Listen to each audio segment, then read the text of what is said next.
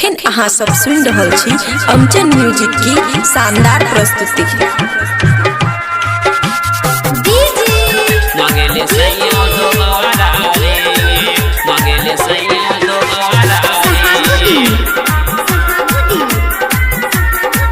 खुशी recording studio बलुआहा। कैसे बताई का समझाई, कैसे बताई का समझाई, रहे न कब हुए कहरा, रोज मांगे ले सैया दोबारा रे सखी, मांगे ले सैया दोबारा रे।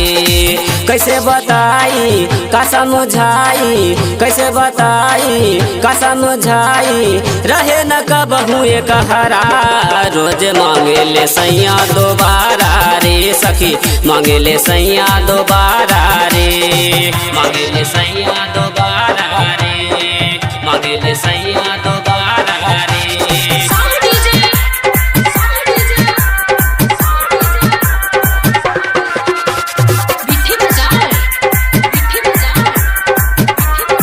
खुशी रिकॉर्डिंग स्टूडियो बलुआहा। कबो नीचे कबो ऊपर चढ़ा के कर ले बड़ी तंग हो, कर ले बड़ी तंग हो। कबो नीचे कबो ऊपर चढ़ा के कर ले बड़ी तंग हो। कैसन बारे हमर सजनमा बरे नहीं कर मन हो। साथे सुताबे किल्ली लगाबे, साथे सुताबे किल्ली लगाबे, लब के पढ़ाबे ले पहरा, सैया मांगे ले सखी दोबारा रे, सैया मांगे ले सखी दोबारा रे, मांगे ले सखी दोबारा रे। खुशी रिकॉर्डिंग स्टूडियो बलुआहा। कहेले खोला दहिया के कपड़ा, खूबे माजा मिली हो, खूबे माजा मिली हो।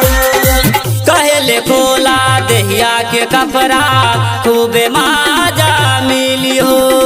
बहुत दिन हम रहली उपासी, आज पलंग हिली हो।